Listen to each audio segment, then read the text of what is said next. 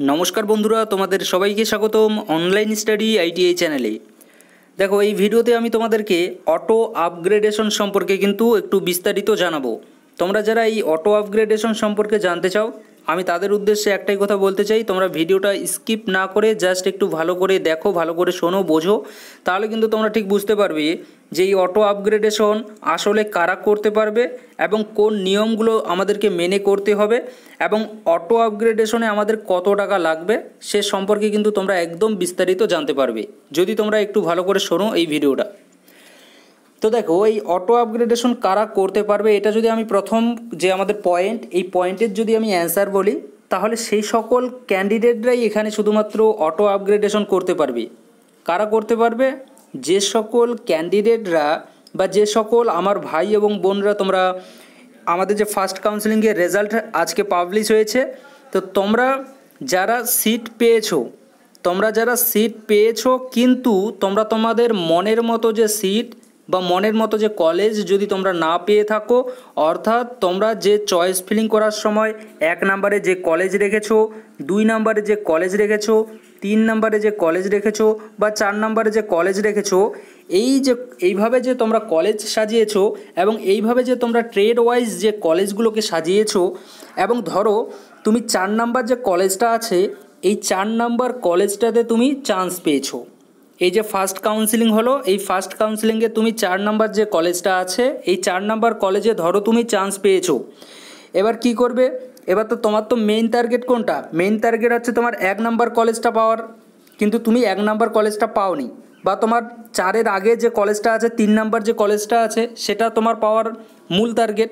কারণ 4 নম্বরে তুমি যে কলেজটাকে রেখেছো, সেটার থেকে তুমি এই যে 3 নাম্বার যে কলেজটা আছে, এটাকে তুমি চাওয়ার বেশি আশা রাখো, তার জন্য তুমি সেইভাবে সিলেক্ট করেছো, আমাদের সিরিয়ালি সেইভাবেই কলেজগুলোকে তুমি সাজিয়েছো। তো এখানে আমাদের খেলা এখন এটাই হবে যে তোমরা যারা অটো আপগ্রেডেশন করতে চাও, অর্থাৎ তোমরা যদি প্রথম যে আমাদের কলেজ যেটা আছে, ফার্স্ট কাউন্সিলিংয়ে যে আমাদের রেজাল্ট আসলো, এখানে যে প্রথমে যে কলেজটা, যেটা তোমরা চয়েস ফিলিং করার সময় প্রথমে আমাদের যে কলেজটা দিতে হয়েছিল, সেই কলেজটায় যদি তোমরা কেউ চান্স পেয়ে যাও, তাহলে কিন্তু তোমরা এখানে অটো আপগ্রেডেশন করতে পারবে না। ঠিক আছে?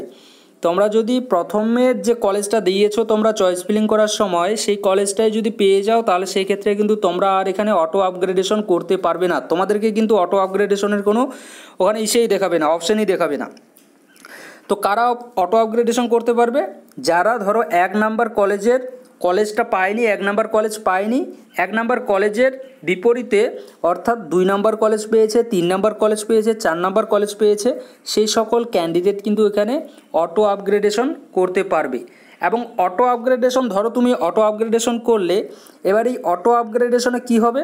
তুমি তো 4 নাম্বার কলেজটা পেয়েছো, তো এবার 4 নাম্বার কলেজের পরে এবার যখন আমাদের কাউন্সিলিং হবে, যে সময় আমাদের অটো আপগ্রেডেশনের রেজাল্ট আসবে, অর্থাৎ সেকেন্ড কাউন্সিলিংয়ে আমাদের আসবে, তো এই যে 4 নাম্বার কলেজটাতে তুমি পেয়েই গেছো, সেটা এই অটো আপগ্রেডেশনের মাধ্যমে এটাই হবে যে তুমি যে কলেজটাতে চান্স পেয়েছো, এই 4 নাম্বার কলেজটাতে তুমি চান্স পেয়েছো, তো এই 4 নাম্বার কলেজটা কিন্তু তোমার সিটটা কিন্তু তোমার রিজার্ভ কিন্তু থেকে যাবে।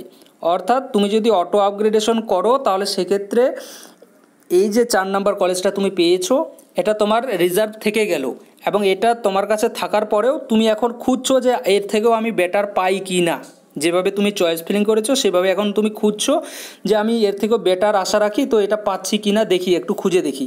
তো সেটা খোঁজার জন্য কিন্তু এই অটো আপগ্রেডেশন, অর্থাৎ যে 4 নাম্বার কলেজটা পেয়েছো সেটা তোমার থেকেই গেল অটো আপগ্রেডেশন করলে, এবং তারপরে সেকেন্ড কাউন্সিলিংয়ে কিন্তু তখন দেখবে তারা, যখন তুমি সেকেন্ড কাউন্সিলিংয়ে তুমি যদি অটো আপগ্রেডেশন করো, তাহলে তখন বোর্ড থেকে এটা আমাদের দেখা হবে যে দেখা যাক এই যে ক্যান্ডিডেটের র্যাঙ্ক, এই যে কলেজটা সে পেয়েছে, তার আগে যে কলেজগুলো আছে সেই কলেজ অনুযায়ী সে র্যাঙ্কটা আছে কি না, সেই র্যাঙ্কে সে এই কলেজে পাওয়ার যোগ্য কি না।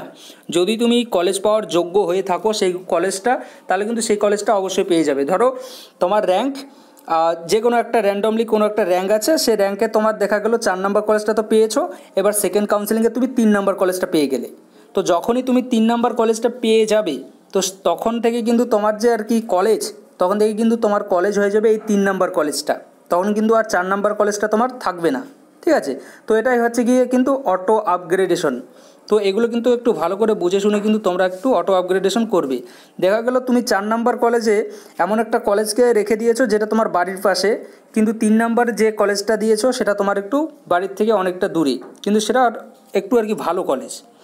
তো তুমি এখন কিন্তু তোমার কিন্তু একটু ডিসাইড করতে হবে যে তুমি এই কলেজটাতেই পড়বে নাকি তুমি এই কলেজটাতে যেতে চাও। যদি দেখা গেল তুমি অটো আপগ্রেডেশন করে ফেললে, এবার বাইসেস কারণে যেটা দূরে আছে সেই কলেজটাতে তুমি পেয়ে গেলে চান্স, তাহলে সেক্ষেত্রে কিন্তু তোমার কিন্তু অসুবিধা হবে। অসুবিধা বলতে যাওয়া আসার অসুবিধা হতে পারে, বা সেখানে গিয়ে তোমাকে কিন্তু থাকতে হবে। কিন্তু বাড়ির কাছেরটাতে যদি করো তাহলে সেক্ষেত্রে কিন্তু তুমি বাড়ি থেকে কিন্তু যাতায়াত করতে পারছো। তো এটা তোমার উপর ডিপেন্ড করছে। কিন্তু অটো আপগ্রেডেশনের যে প্রসেস, আশা রাখি প্রসেসটা তোমাদেরকে আমি বোঝাতে পেরেছি। তো এটাই হচ্ছে গিয়ে অটো আপগ্রেডেশনের নিয়ম। এই নিয়মগুলো তোমাদেরকে কিন্তু মেনে করতে হবে। যদি তোমরা এগুলো মেনে করো তাহলে কিন্তু তোমাদের কোনো বিপদ কিন্তু হবে না। বিপদ বলতে এককালীন গিয়ে কিন্তু কোনো তোমাদের অসুবিধায় পড়তে হবে না। পরের যে পয়েন্ট আমাদের, যে অটো আপগ্রেডেশনে কত টাকা আমাদের লাগবে। অটো আপগ্রেডেশনে দেখো 3 নাম্বার 2 নাম্বার পয়েন্ট তো ক্লিয়ার হয়েই গেল। তারপরে অটো আপগ্রেডেশনে তাহলে আমাদের কত টাকা লাগবে। অটো আপগ্রেডেশনের দেখো টাকার যে অ্যামাউন্ট সেটা আমি তোমাদেরকে দেখাচ্ছি, তোমরা একটু নিজেরাই দেখে নাও। আশা রাখি তোমরা সবাই দেখতে পাচ্ছ। দেখো কি আছে, fees payment at different phase of counselling, ওপরে লেখাটা তোমরা দেখতেই পাচ্ছ। Category of admission, trainee admitted under government quota, তোমরা যারা গভর্নমেন্ট কোটা থেকে আছো, এবং আপগ্রেডেশন এখানে লেখা আছে first phase admission fees deposition remark, এখানে প্রত্যেকটা কিছু সম্পর্কে দেওয়া আছে। তো প্রথমে আমি যদি দেখি তোমাদের যে ফার্স্ট ফেজ অ্যাডমিশনের জন্য তোমাদের যে টাকাটা পেমেন্ট করতে হচ্ছে সেটা কত, 410 টাকা কিন্তু দিতে হচ্ছে গভর্নমেন্ট কোটার ক্ষেত্রে। কিন্তু যারা তোমরা গভর্নমেন্ট কোটায় চান্স পেয়েছো তাদের উদ্দেশ্য বলছি। তো এবার ধরো তোমরা অটো আপগ্রেডেশন করবে গভর্নমেন্ট কোটা থেকে গভর্নমেন্ট কোটায়, অর্থাৎ সরকারি কোটা যে কোটাটায় তুমি চান্স পেয়েছো সেই কোটা থেকে তুমি আরও যে সরকারি কোটা আছে, অর্থাৎ সরকারি কোটার থেকে সরকারি কোটায় যদি তুমি অটো আপগ্রেডেশন করো তাহলে সেক্ষেত্রে কিন্তু তোমার কোনো কিন্তু এখানে টাকা লাগবে না। No extra fee required, fees will be adjusted, অর্থাৎ তুমি যে 410 টাকা দেবে দিয়ে কিন্তু এই টাকাটাই কিন্তু তোমার হয়ে যাবে। জাস্ট গিয়ে তোমাকে কিন্তু অটো আপগ্রেডেশন ওখানে একটু সাবমিট করতে হবে, তাহলে কিন্তু তোমার এটা হয়ে গেল। ঠিক আছে, তাহলে গভর্নমেন্ট কোটা থেকে যদি তুমি গভর্নমেন্ট কোটায় যাও তাহলে সেক্ষেত্রে কিন্তু তোমার কোনো টাকা কিন্তু এখানে লাগছে না, কোনো ফি কিন্তু লাগছে না। কিন্তু তুমি যদি গভর্নমেন্ট কোটা থেকে আইএমসি ইঞ্জিনিয়ারিং কোটাতে যদি তুমি পড়াশোনা করতে যাও, ইঞ্জিনিয়ারিং কোটা কী কোনগুলো হয়ে থাকে তোমরা ভালো করে জানো, ফিটার ট্রেড, ইলেকট্রিশিয়ান, এই সকল ট্রেড কিন্তু আমাদের ইঞ্জিনিয়ারিং হয়ে থাকে, ইঞ্জিনিয়ারিং কোটার কিন্তু হয়ে থাকে। তো গভর্নমেন্ট কোটা থেকে যদি তুমি আইএমসি কোটাতে যদি যেতে চাও তাহলে সেক্ষেত্রে কিন্তু তোমাকে 958 টাকা কিন্তু আরও কিন্তু তোমাকে দিতে হবে। এই 410 টাকা তো দিতে হবেই, সঙ্গে কিন্তু 958 টাকা তোমাকে আপগ্রেডেশন বাবদ কিন্তু তোমাকে দিতে হবে। ঠিক আছে, extra has to pay by the candidate. এবার ধরো তুমি গভর্নমেন্ট কোটা থেকে আইএমসি নন ইঞ্জিনিয়ারিং কোটাতে যদি যাও তাহলে সেক্ষেত্রে কিন্তু 748 টাকা তোমাকে পেমেন্ট করতে হবে 410-এর সঙ্গে। এবং যদি তুমি আরও নিচের দিকে দেখো প্রত্যেকটা কিছু সম্পর্কে কিন্তু দেওয়া আছে। এগুলো কিন্তু আমি গভর্নমেন্ট কোটা থেকে গভর্নমেন্ট কোটা এবং গভর্নমেন্ট কোটা থেকে আইএমসি কোটা, আইএমসি ইঞ্জিনিয়ারিং, আইএমসি নন ইঞ্জিনিয়ারিং, তারপরে গভর্নমেন্ট কোটা থেকে যদি তুমি প্রাইভেট আইটিআই এ যদি ইঞ্জিনিয়ারিং কোটাতে যাও তাহলে সেক্ষেত্রে দেখো এখানে কত আছে, 2275 টাকা লাগবে তোমাদের নন রিফান্ড। কিন্তু এই টাকাটা কিন্তু তোমরা কোনো রিফান্ড কিন্তু পাবে না, 2275 টাকা যদি তোমরা গভর্নমেন্ট কোটা থেকে প্রাইভেট আইটিআইতে যেতে চাও ইঞ্জিনিয়ারিং কোটাতে। গভর্নমেন্ট কোটা থেকে যদি তুমি প্রাইভেট আইটিআই নন ইঞ্জিনিয়ারিংয়ে যাও তাহলে সেক্ষেত্রে তোমাদের 1855 টাকা লাগবে, এবং এই টাকাটা কিন্তু তোমরা ফেরত পাবে না। এগুলো কিন্তু তোমরা মনে রাখবে। এটা কী কারণে দিয়েছে একটু বলে দিচ্ছি, তোমরা একটু ভালো করে শোনো। ধরো তুমি যে গভর্নমেন্ট কোটায় তুমি যে সিটটা পেয়েছো তোমার সেটা পছন্দের সিট নয়, বা তুমি সেই কলেজে পড়াশোনা করতে চাও না, তো সেক্ষেত্রে কী হবে, তুমি গভর্নমেন্ট কোটা থেকে তুমি ভাবছো যে না আমি এই যে সিটটা আমি পেয়েছি এই সিটে আমি পড়াশোনা করতে চাই না, এর থেকে আমি বেটার যে কোনো মানে কলেজ পেলেই হবে, সেটা আমার প্রাইভেট হোক বা যে কোনো কলেজ হোক না কেন, সেখানে আমি যেতে চাই এবং এই ট্রেডটা আমি চেঞ্জ করতে চাই। তো সেক্ষেত্রে কিন্তু তুমি অটো আপগ্রেডেশনের মাধ্যমে গভর্নমেন্ট কোটা থেকে কিন্তু প্রাইভেট কোটাতে কিন্তু যেতে কিন্তু তুমি পারছো। অর্থাৎ গভর্নমেন্ট কোটার যে সিটটা আছে সেটা তোমার কিন্তু থেকেই যাচ্ছে তোমার কাছে, এবং সঙ্গে কিন্তু যদি তুমি প্রাইভেট যে আইটিআইগুলো আছে সেখানে যদি তোমার র্যাঙ্ক যদি ঠিকঠাক যদি থাকে তাহলে কিন্তু সেখানে গিয়ে কিন্তু তুমি চান্স কিন্তু পেতে পারো। তো তার জন্য কিন্তু এই অটো আপগ্রেডেশন বাবদ তোমাকে 2275 টাকা দিতে হবে ইঞ্জিনিয়ারিং ট্রেডের জন্য, এবং নন ইঞ্জিনিয়ারিংয়ের জন্য কিন্তু 1855 টাকা, যেটা কিন্তু নন রিফান্ডেবল।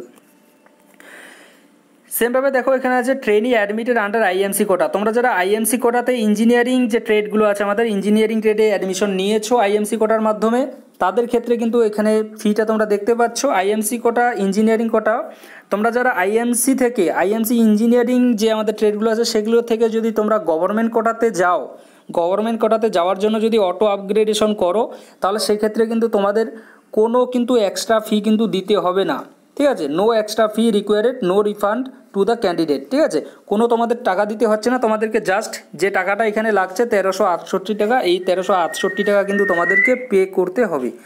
তারপর দেখো এদিকে যদি আমরা দেখি আইএমসি ইঞ্জিনিয়ারিং কোটা টু আইএমসি নন ইঞ্জিনিয়ারিং কোটা। আইএমসি ধরো তোমরা ইঞ্জিনিয়ারিং কোটা পেয়েছো, এবার তুমি চাচ্ছ যে না আমি এটা পড়তে চাই না, এর থেকে আমি বেটার মনে করি নন ইঞ্জিনিয়ারিং যে কোটা আছে, নন ইঞ্জিনিয়ারিং যে ট্রেড আছে সেখানে আমি পড়াশোনা করতে চাই, তো সেটাও কিন্তু তুমি করতে পারো। এটার জন্য কিন্তু কোনো তোমার কিন্তু এক্সট্রা টাকা লাগছে না, অর্থাৎ 1368 টাকায় তোমাকে জাস্ট পে করতে হবে। সেমভাবে আইএমসি ইঞ্জিনিয়ারিং কোটা, আইএমসি ইঞ্জিনিয়ারিং কোটা থেকে যদি তোমরা প্রাইভেটে যদি তুমি পড়াশোনা করতে চাও বা প্রাইভেটে যদি তুমি যেতে যদি চাও অটো আপগ্রেডেশনের মাধ্যমে, তাহলে সেই ক্ষেত্রে কিন্তু তোমাকে 2275 টাকা পে করতে হবে এবং এই টাকাটা কিন্তু তোমরা কোনোভাবেই রিফান্ড কিন্তু পাবে না। তারপরে আইএমসি কোটা থেকে, আইএমসি ইঞ্জিনিয়ারিং কোটা থেকে যদি তোমরা প্রাইভেট যদি নন ইঞ্জিনিয়ারিং কোটাতে যেতে চাও, তাহলে সেক্ষেত্রে কিন্তু 1855 টাকা লাগছে এবং এই টাকাও কিন্তু তোমরা কোনোভাবেই রিফান্ড পাবে না।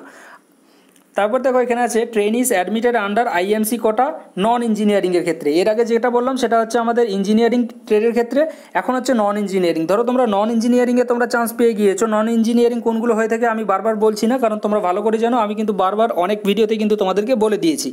তো এখানে যে আমাদের ফি যেটা আর কি আমাদের লাগছে সেটা কিন্তু 1158 টাকা লাগছে, তোমরা যারা নন ইঞ্জিনিয়ারিংয়ে চান্স পেয়েছো আইএমসি কোটাতে। এবং এই আইএমসি নন ইঞ্জিনিয়ারিং কোটা থেকে যদি তোমরা গভর্নমেন্ট কোটাতে যদি যেতে যদি চাও, তাহলে সেক্ষেত্রে কিন্তু তোমাদের কোনো কিন্তু এখানে ফি লাগছে না।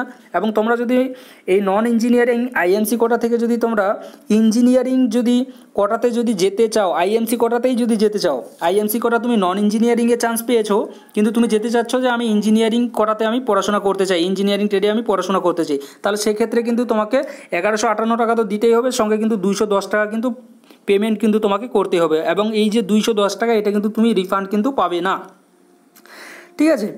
সেমভাবে দেখো এখানে আইএমসি নন ইঞ্জিনিয়ারিং কোটা টু প্রাইভেট আইটিআই, অর্থাৎ আইএমসি কোটা থেকে যদি তোমরা কেউ প্রাইভেট আইটিআইতে যদি যাওয়ার জন্য অটো আপগ্রেডেশন করতে চাও, তাহলে সেই ক্ষেত্রে তোমাদের 2275 টাকা লাগবে এবং এই টাকাটাও কিন্তু তোমরা এখানে রিফান্ড পাবে না। সেমভাবে আইএমসি নন ইঞ্জিনিয়ারিং থেকে যদি তোমরা যদি প্রাইভেট আইটিআইতে যদি যেতে চাও, অর্থাৎ প্রাইভেট আইটিআইতে নন ইঞ্জিনিয়ারিং ট্রেডে যদি পড়াশোনা করতে চাও, তাহলে সেক্ষেত্রে কিন্তু তোমাদেরকে 1855 টাকা লাগবে এবং এই টাকাটাও কিন্তু তোমরা কোনোভাবেই রিফান্ড পাচ্ছ না। তারপর দেখো trainee admitted under private ITI in engineering trade. দেখো এখানে প্রাইভেট সম্পর্কেও দেওয়া আছে, তোমরা যারা প্রাইভেটের সম্পর্কে যদি জানতে চাও তো অবশ্যই কিন্তু তোমরা বলতে পারো, তাহলে কিন্তু তোমাদেরকে আমি ডিটেলসে বলবো। কিন্তু মেনলি যেহেতু এই চ্যানেল থেকে আইএমসি কোটা এবং গভর্নমেন্ট কোটার স্টুডেন্ট বেশি আছে, তার জন্য কিন্তু আমি জাস্ট এই দুটোই কিন্তু বলে দিলাম। যদি তোমরা বলো তো আমি কিন্তু অবশ্যই তোমাদের এই সম্পর্কেও কিন্তু বলে দিয়ে দেবো। তারপর দেখো এখানে আছে trainee admitted under management quota seat in government ITI running under PTV in non engineering trade. এখানে ম্যানেজমেন্ট কোটা সম্পর্কে দেওয়া আছে। যদি তোমরা এগুলো সম্পর্কে জানতে চাও, ম্যানেজমেন্ট কোটা এবং প্রাইভেট কোটা সম্পর্কে, প্রাইভেট আইটিআই সম্পর্কে, তাহলে কিন্তু তোমরা বলতে পারো, আমি কিন্তু চেষ্টা করব তোমাদেরকে সেই সকল আইটিআই সম্পর্কেও জানানোর জন্য। আশা রাখি তোমাদেরকে আমি বোঝাতে পেরেছি। যদি তোমাদের কোথাও কোনো রকমের ডাউট যদি থেকে থাকে এই অটো আপগ্রেডেশন সম্পর্কে, তোমরা অবশ্যই কিন্তু জিজ্ঞাসা করতে পারো। আমি তোমাদের ডাউট ক্লিয়ার করার জন্য কিন্তু সর্বদা চেষ্টা করছি এবং চেষ্টা কিন্তু করব। Thank you.